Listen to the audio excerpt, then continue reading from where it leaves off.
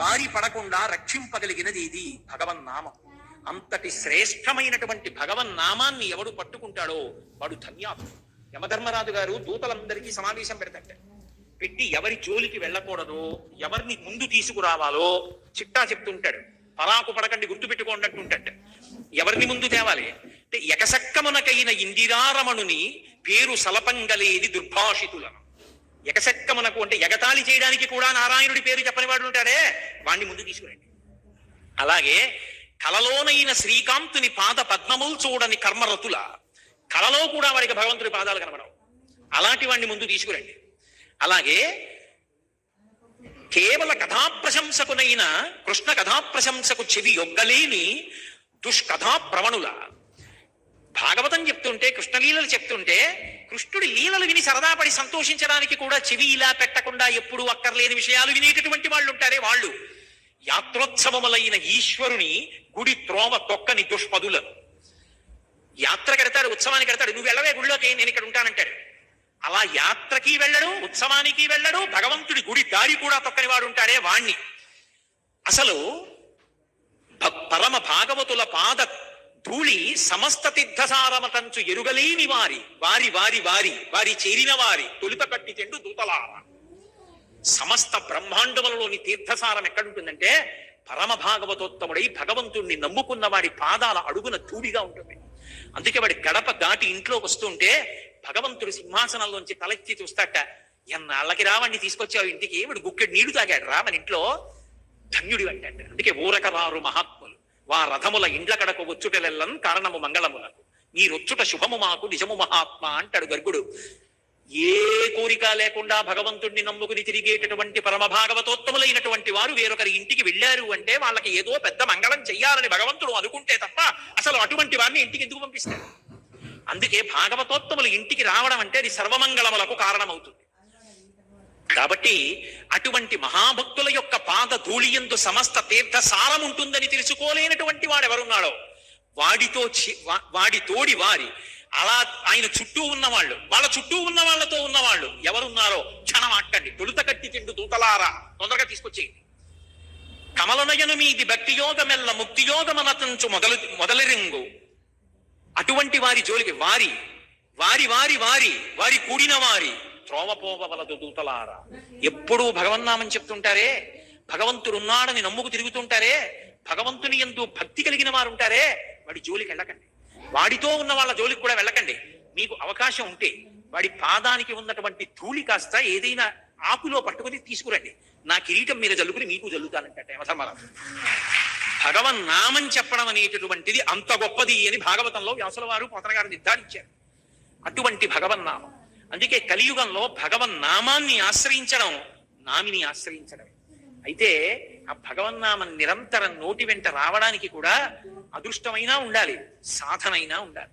కొంతమంది మహాత్ములు ఉన్నారు, అసలు వాళ్ళు మాట్లాడుతుంటే మనకు అనుమానం వస్తుంది, వీళ్ళు నిద్రపోతున్నప్పుడు భగవన్నామం ఆగుతుందా అని. నాగమారుతి శర్మ గారని ఒక న్యాయమూర్తి ఉన్నారు. వారు అప్పుడప్పుడు మా ఇంటికి వస్తుండేవారు ఏదైనా భగవత్ సంబంధమైన విషయం మీద. ఆయన మాట్లాడుతూ మధ్యలో రామనామం చెప్తారు. కోటేశ్వరారు రామ రామ రామ రామ, మిమ్మల్ని చూడాలని రామ రామ రామ రామ రామ నోట్లో అంటారు.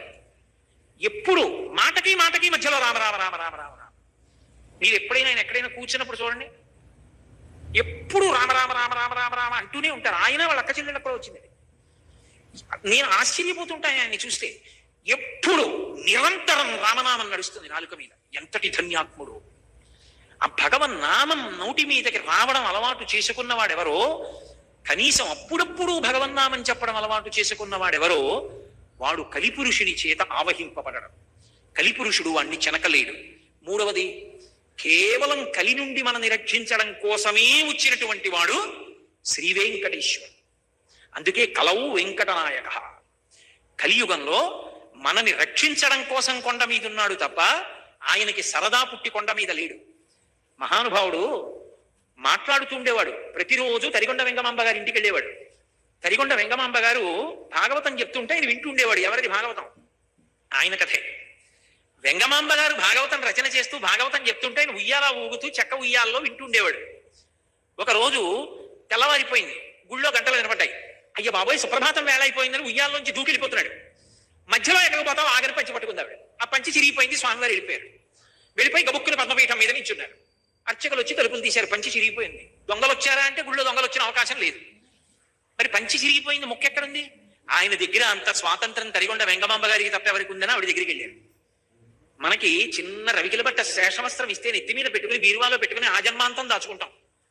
ఆవిడ దగ్గరికి వెళ్ళి స్వామివారి పంచముక్క మీ ఇంట్లో ఉందా అని అడిగారు. ఆవిడంది చాలా సాధారణంగా, పొద్దున్న భాగవతం మధ్యలో గుళ్ళో గంటలు మోగుతున్నాయని లేచి పరిగెత్తాడు. పట్టుకుంటే పంచి తిరిగిపోయింది. పూజా మందిరంలో పీఠ మీద ఎక్కారు, పట్టుకోండి. అంతటి మహాభక్తురాలు. ఆ తరిగొండ వెంగమాంబ గారు చెప్తూ ఉంటే వినేవాడు వెంకటేశ్వరుడు. ఆయనే అక్కడక్కడ అలా కాదు వెంగమాంబ ఇలా అంటే ఆవిడ రాస్తుండేది. ఇప్పటికీ తరిగొండ వెంగమాంబ గారు రాసినటువంటి వెంకటాచల మహాత్యం అన్న గ్రంథానికి ఎంత ప్రశస్తి ఉందంటే, అది తెచ్చి ఇంట్లో పెట్టి పువ్వులేసి నమస్కారం చేస్తే చాలు పెళ్ళవని ఆడపిల్లలకు పెళ్లిళ్ళు అవుతాయి. వ్రాతపతులు రాసేవారు వేల వేల ప్రతులు. అంత శక్తివంతం వెంకటాచల మహాత్యం. అందులో ఆవిడికి వెంకటేశ్వరుడు సాక్షాత్కరించి చెప్పినటువంటి విషయాలు. వెంకటేశ్వర కళ్యాణం అయిపోయింది, పద్మావతి కళ్యాణం అయిపోయిన తరువాత ఒక రోజున లక్ష్మీదేవి వచ్చింది ఏకాంత మందిరంలోకి. చెయ్య మీద కూర్చునంది, ఏమండి పద్మావతి పరిణయానికి కుబేరుడి దగ్గర అప్పు చెయ్యాలా?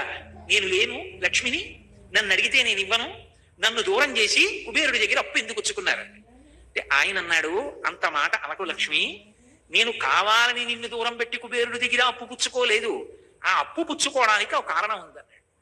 ఆవిడంది పోన్లేండి పుచ్చుకుంటే పుచ్చుకున్నారు, ద్రవ్యమే కదా కావాలి, ఎంత పుచ్చుకున్నారో చెప్పండి ఇచ్చేద్దాం, మళ్ళీ ఇద్దరం కలిసి శ్రీవైకుంఠానికి వెళ్ళిపోదాం. శ్రీవైకుంఠ విరక్తాయ స్వామి పుష్కరిణీ తటే రమయా రమమాణాయ వెంకటేశాయ మంగళం అని కదా మనం మంగళాశాసనాల్లో చదువుతారు. ఆయన అన్నాడు, కాదు, అసలు విషయం నేను ఎందుకున్నానో తెలుసా? ఈ కొండ మీద నకృతం దైవ సంఘైశ్చ నకృతం విశ్వకర్మణ స్వేచ్ఛయా క్రీడతే తత్ర ఇచ్ఛారూపం విరాజిత. వ్యాస భగవానుడు చెప్పాడు, దేవతలు చెక్కలేదు, విశ్వకర్మ చెక్కలేదు, ఎవరూ ప్రతిష్ఠించలేదు, స్వామి తనంత తానుగా పద్మపీఠం మీద నించున్నాడు. అలా అది శిలామూర్తి కాదు, సాక్షాత్ భగవానుడు. అందుకే విద్యుద్ఘాతం అని పిలిచింది శాస్త్రం. ఇలా చూస్తే చాలు లాగేస్తాడు మనసుని. మీరు ఏ అలంకారం చేయండి నప్పుతుంది. అందుకే అటువంటి మూర్తి. ఆయన అన్నాడు లక్ష్మీదేవితో, ఇక్కడే నేను ఉండాలి లక్ష్మి, నేను రాను. ఎందుకు రానో తెలుసా? వైకుంఠానికి ఒక కారణం ఉంది. కలియుగంబున ప్రజలు పాపకర్మంబులాచరించి తత్ పాపకర్మ ప్రభావంబున రోగాది దుఃఖములు కలుగగా తాళలేక మొరలు పెట్టి నన్ను పిలువ వారిని బ్రోవకుండగా విడుచుట నాకు పాడి కాదు. కావున వారి ధనము దుష్కర్మములపై ఆవాహనంబు చేసి వారి ఆపదలు తీర్చి ఈ కొండపైకి రప్పించి నిస్పృహుండనగుచు అజ్ఞులైన జనులకి ధనము నిప్పింతు నచలమతిని. వచ్చే ఇది కలియుగం లక్ష్మి. కలియుగంలో కలిపురుషుడి యొక్క ప్రభావం చేత విశేషమైనటువంటి పాపకర్మలు ఆచరిస్తారు. ఇది మహాపాపం, ఇది చేయకూడదని తెలుసు, ఇది చేస్తే పాపం వస్తుందని తెలుసు, దాని చేత భగవంతుడి యొక్క కృపకి దూరం అవుతామని తెలుసు, తెలిసి కూడా చేస్తారు. ఆ చేసిన కారణం చేత ఏమవుతుందో తెలుసా? పాపము రోగరూపాన్ని పొందుతుంది. రోగరూపాన్ని పొందితే ఇంతమంది మధ్య ఉన్నవాడు ఈ డబ్బెందుకు పనికి వస్తుందంటే ఒక్కడు ఇంటెన్సివ్ కేర్ యూనిట్ లో పడుకుంటాడు, ఒంటి నిండా గొట్టాలు ఎడతారు. ఆ పడుకున్నప్పుడు నీ జ్ఞాపకానికి వస్తాను, ఆపద ముక్కులవాడ అనాథరక్షక గోవిందా గోవిందా అంటాడు. అప్పుడు అంటే ఆపద తీమని దాని అర్థం. అప్పుడు అంటాడు, నీకు హుండీలోకి తెచ్చి అది వేస్తాను ఇది వేస్తానంటాడు. నేను తప్ప ఎవడు రక్షిస్తాడు వాడిని? ఒక పక్క కలిపురుషుడి ప్రభావం, చెయ్యొద్దు అని తెలిసినా పాపకర్మలు చేస్తాడు. అప్పుడు నేను కూడా రక్షించడానికి ఇక్కడ లేకపోతే ఎవరికి చెప్పుకుంటాడు? నేనేం చేస్తానో తెలుసా? వాడు పాపం చేసి సంపాదించిన ధనాన్ని వాడి యొక్క పాపానికి సమానంగా ముడుపు కట్టిస్తాను, కొండ మీదకి రప్పిస్తాను, వాడే పట్టుకొస్తాడు. ఆ డబ్బు హుండీలో వేస్తాడు. తత్ పాపరూపమైనట్టి ధనము, ఆ పాపరూపమైన ధనం పట్ల నిస్పృహుండనవచ్చు. నిజానికి నేను సంతోషించను లక్ష్మి, హుండీలో 3,70,00,000 వచ్చిందంటే మురిసిపోను. అయ్యో ఇంత రప్పించవలసి వచ్చిందంటే ఎన్ని పాపాలు చేస్తే వచ్చిందో అని బాధపడతాను. కాబట్టి నిస్పృహుండనవచ్చు. నిస్పృహతో అజ్ఞజనులకు ఇప్పింతు నచలమతిని. నేనేమి బాధపడకుండా అన్నవాడిని మాత్రం రక్షిస్తూ ఉంటాను లక్ష్మి. మనసు మార్చుకుంటాడేమోనని తలనీలాల రూపంలో పాపం పుచ్చుకుంటూ ఉంటాను. పుచ్చుకుని ఇప్పటికైనా మారి భక్తితో బతకరా అంటూ ఉంటాను.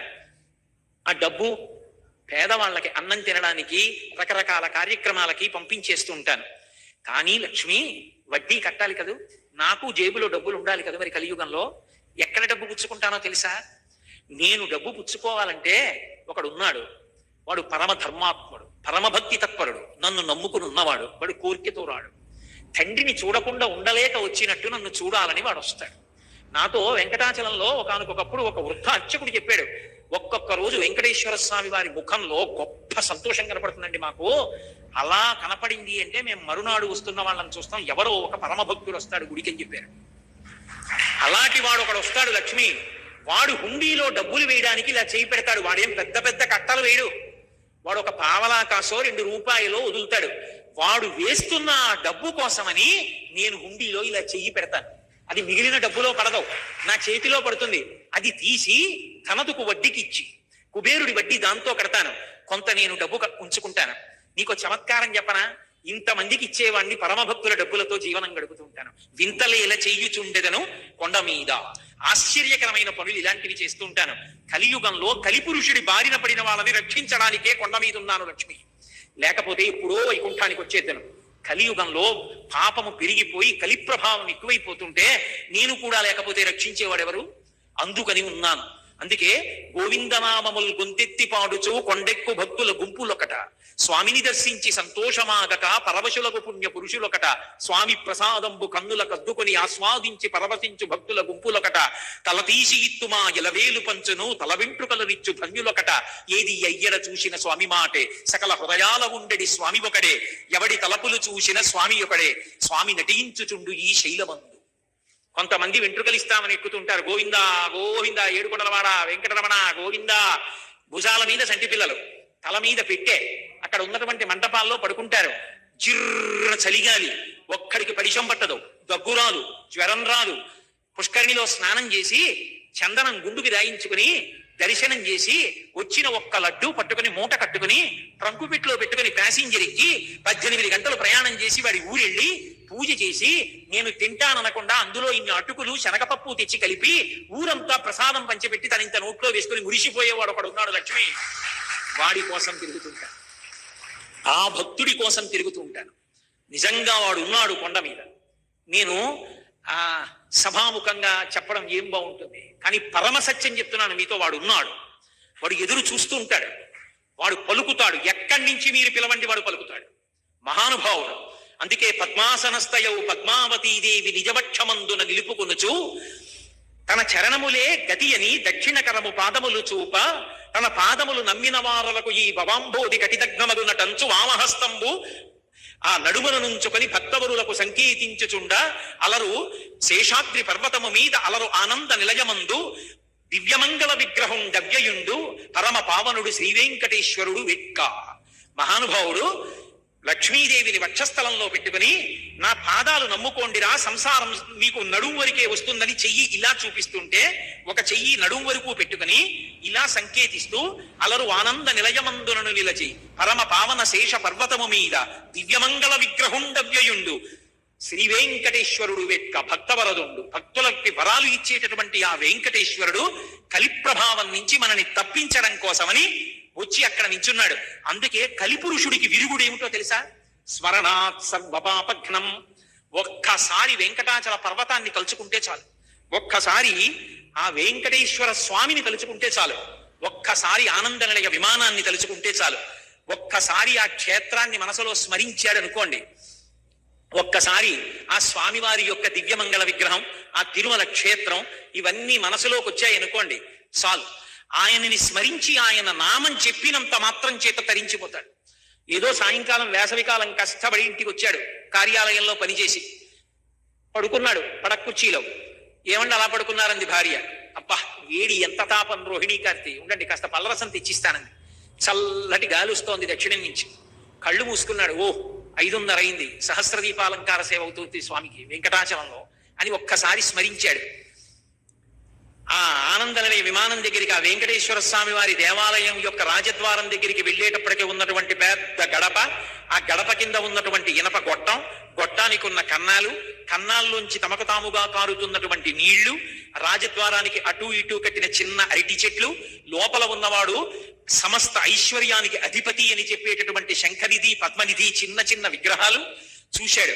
ఆ ఎర్ర తివాచీ మీదకి వెళ్ళి నిలబడితే ఆ గొట్టంలోంచి వచ్చినటువంటి కన్నాలలోని నీళ్లు కాళ్ల కింద కడిగేశాయి. పెద్ద గడప, దాని మీద ఉన్నటువంటి ఇత్తడి పళ్ళె అన్ని చూశాడు. వంగి రెండు చేతులతో ముట్టుకుని నమస్కారం చేసి ఇలా దాటాడు. ఇలా తలెత్తి పైకి చూస్తే కుడివైపు గోడ మీద అనంతాచార్యుల వారు విసినటువంటి గుణపం కనపడింది. ఆ గుణపం చూసి కొంచెం ముందుకెళ్లి ఇలా ఎడం పక్కకి చూశాడు. వెంకటపతి రాయలు, అచ్యుతరాయలు, వరదాజీ అమ్మాణ్ణి ఇలా కుడివైపు చూశాడు. చిన్న టోపీ పెట్టుకుని తనుబతికుండగానే కృష్ణదేవరాయల వారు స్వామివారి ముందు నమస్కారం చేస్తూ తన ఇద్దరు భార్యలు తిరుమలదేవి, చిన్నాదేవితో నిలబడి ఉన్నటువంటి కృష్ణదేవరాయల వారిని చూశాడు. ఓహో, ఎంతటి ధన్యాత్ముడు రా అనుకున్నాడు. 2 అడుగులు ముందుకెళ్ళాడు. ఎడం పక్కన తులాభారం.